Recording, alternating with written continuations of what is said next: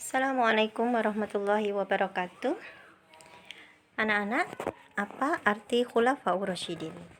Khulafaur Rasyidin itu berasal dari kata Al-Khulafa. Al-Khulafa yang berarti pemimpin dan Ar-Rasyid yang berarti petunjuk. Jadi, Khulafaur Rasyidin adalah para pemimpin pengganti Rasulullah yang mendapatkan petunjuk. Jadi, tidak semua pengganti Rasul dinamakan Khulafaur Rasyidin. Pemimpin yang bagaimana? Yaitu pemimpin yang menggantikan Rasul sebagai presiden. Sedangkan Ar-Rasyid yang bagaimana yang mendapat petunjuk? Dia mendapatkan petunjuk dari Allah untuk dirinya dan juga dalam pemerintahannya. Karena Khulafaur Rasyidin itu kebanyakan 4-empatnya mereka adalah para penghuni surga, orang-orang yang dijanjikan Allah surga. Siapa saja itu? Nah ini ya, ada 4 Khulafaur Rasyidin.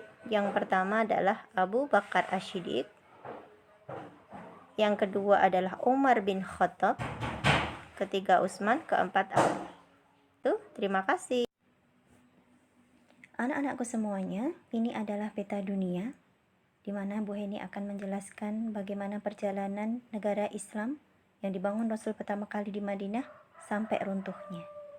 Pada masa pada masa Rasulullah kita lihat, kalian fokus di Jazirah Arab, di sini ya, fokus di sini. Kita lihat pada masa Rasulullah ada warna hijau di sini. Ini pada masa Rasulullah, sekitar 11-an tahun Rasulullah berada di kota Madinah. Lalu Rasulullah meninggal dunia dan pemerintahan diberikan kepada Abu Bakar As-Siddiq. Pada masa Abu Bakar As-Siddiq ini, kita lihat yang hijau ini. Hampir seluruh Jazirah Arab sudah berada di bawah kekuasaan Islam. Pada masa Abu Bakar selama 2,5 tahun, kurang lebih diganti oleh Umar bin Khattab. Kita lihat pada masa Umar yang hijau-hijau ini. Luar biasa. Kita lihat perbedaan Abu Bakar ke Umar. Ini Abu Bakar, Umar, Abu Bakar, Umar, Abu Bakar, Umar gitu ya. Setelah Umar siapa? Utsman. Kita lihat Utsman. Abu Bakar, Umar, Utsman. Nah, lihat. Ada penambahan. Penambahannya sangat luas sekali. Ada Iran, ada Damaskus, ada Yerusalem, Mesir, Libya. Habis Umar siapa? Adalah Ali. Kita lihat. Nih Ali. Kenapa Ali kok nggak kelihatan? Karena pada masa Ali bin Abi Thalib banyak sekali pemberontakan. Sehingga Ali fokus di meredam pemberontakan. Selanjutnya adalah pada masa Ali, lalu diganti Bani Umayyah yang didirikan oleh Muawiyah. Kita lihat. Wow, luar biasa. Nih, sudah sampai ke Spanyol, sudah sampai ke India dan sebagainya. Lalu Bani Umayyah runtuh diganti oleh Bani Abbasiyah. Nah, ini. Afrika seluruhnya sudah berada di kekuasaan Islam. Tapi habis itu Islam runtuh, ke negara Islam runtuh pada tahun 1924 dan tidak ada lagi, terakhir berada di Turki. Oleh karena itu, kenapa banyak sekali barang-barang Rasulullah, rambut Rasul, yang dikatakan rambut Rasul dan sebagainya itu berada di sana karena terakhir kekhalifahan ada di Turki. Ya, ini. Nah, seperti apa? Kita lanjutkan. Lalu like dan share video ini jika bermanfaat bagi kalian dan kerabat kalian.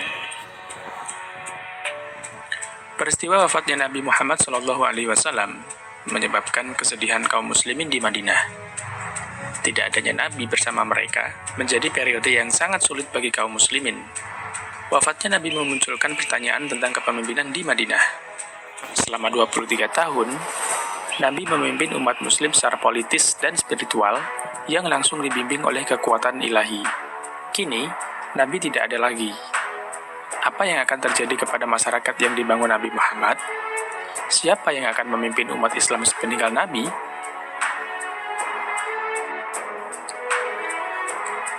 Sebelum jenazah Nabi dikuburkan, sekelompok tokoh utama dari kaum Muhajirin dan kaum Ansor berkumpul untuk menjawab pertanyaan soal kepemimpinan.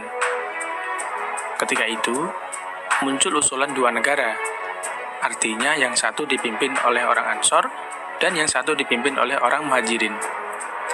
Namun usulan ini dianggap mengancam perpecahan umat. Akhirnya, Umar bin Khattab mencalonkan Abu Bakar As-Siddiq menjadi pemimpin politik negara Islam yang berpusat di Madinah tersebut. Abu Bakar adalah pilihan tepat, sebab setelah Khadijah, dialah orang pertama yang menerima Muhammad sebagai nabi dan mengikuti ajarannya. Abu Bakar As-Siddiq mendapat gelar Khalifatul Rasul, yang artinya pengganti Rasulullah atau biasa disebut khalifah. Namun, khalifah bukanlah nabi baru. Al-Quran jelas menyatakan bahwa Rasulullah Muhammad sebagai nabi terakhir dan tidak ada lagi nabi yang datang setelahnya. Tugas khalifah bertindak sebagai pemimpin politik dengan mengikuti teladan yang diberikan Nabi Muhammad saat memimpin Madinah. Khalifah Abu Bakar melanjutkan program yang belum terlaksana di masa Rasulullah, seperti pengiriman pasukan perang Usamah bin Zaid. Abu Bakar tetap mengirim pasukan tersebut ke Syam bagian selatan untuk bertempur melawan Bizantium sebagai kelanjutan atas perang Mu'tah. Ekspedisi ini menunjukkan tujuan politik umat Islam tak akan berhenti sepeninggal Nabi. Di saat yang bersamaan, berbagai suku Badui yang baru masuk Islam mulai memberontak dan tidak mau membayar zakat.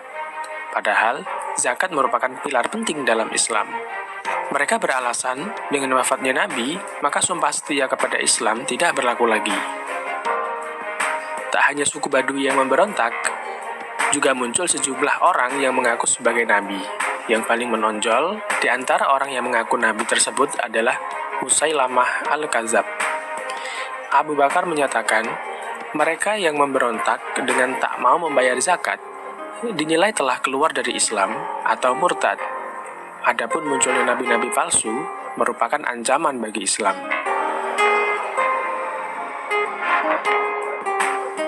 Atas kondisi ini, tindakan militer diambil Khalifah Abu Bakar As-Siddiq. Ia menunjuk Khalid bin Walid sebagai panglima pasukan yang dikirim ke bagian timur untuk memadamkan gerakan pemberontakan. Khalid bin Walid terkenal di seantero semenanjung Arab karena ia belum pernah kalah dalam pertempuran yang dilakukannya sebelum atau sesudah masuk Islam. Inilah alasan mengapa Khalid bin Walid terpilih sebagai pemimpin ekspedisi ini, karena memiliki pengalaman peperangan gurun dan mempunyai keahlian kavaleri. Benar saja, pasukan di bawah Panglima Khalid berhasil mempertahankan Madinah dari ancaman pemberontakan serta berhasil memukul mundur pasukan Musailamah Al-Kadzab. Bahkan, Musailamah sendiri terbunuh dalam peperangan yang dikenal dengan Perang Yamamah tersebut. Perlahan-lahan, kesetiaan kepada Khalifah menyebar di seluruh Jazirah Arab. Khalifah menyuruh suku-suku untuk kembali ke Islam dan memerangi mereka yang masih memberontak. Pada tahun 633 Masehi, perang melawan kemurtadan selesai. Seluruh Arab bersatu sebagai sebuah negara Islam. Sampai di titik ini, Islam telah berhasil selamat melewati tantangan politik, menghapuskan pertanyaan tentang kesetiaan pada Islam dan pimpinan politik sepeninggal Nabi. Selain memperkuat keberlanjutan negara Islam, masa kekhalifahan Abu Bakar sangat penting bagi pelestarian Al-Quran dalam bentuk tertulis. Dalam Perang Yamamah, banyak penghafal Al-Quran yang gugur, sedangkan Al-Quran sendiri ditulis secara terpisah dan tersebar di kalangan kaum muslimin. Namun, di masa Abu Bakar, Al-Quran telah berhasil disatukan melalui saran Umar bin Khattab agar seluruh naskah Al-Quran yang tersebar dikumpulkan dan diperiksa lagi dengan ingatan para sahabat yang dapat dipercaya. Disimpan di lokasi terpusat untuk berjaga-jaga atas skenario yang tidak diinginkan jika semua penghafal Al-Quran meninggal. Kekhalifahan Abu Bakar hanya berlangsung dari tahun 632 Masehi hingga wafatnya pada tahun 634 Masehi. Dalam 2 tahun ini, Khalifah Abu Bakar mampu menstabilkan negara Islam sepeninggal Nabi dan melengkapinya dengan memanfaatkan melemahnya kekuatan Imperial Romawi di belahan utara. 2 tahun masa kepemimpinannya telah membuahkan teladan tentang peran khalifah dalam umat Islam dan keberlanjutan keyakinan muslimin setelah Nabi wafat. Bahkan, kepemimpinan Abu Bakar sebagai khalifah menjadi contoh bagi khalifah berikutnya. Teladan terakhir yang ditanamkan Abu Bakar adalah pemilihan penerusnya.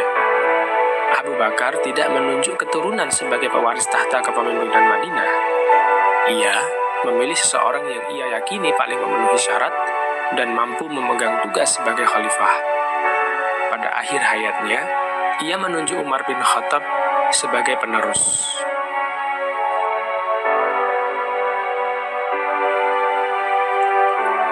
Demikian sahabat video kali ini. Terima kasih telah menonton video ini. Jika ada yang ingin ditambahkan, silahkan berikan komentar di bawah.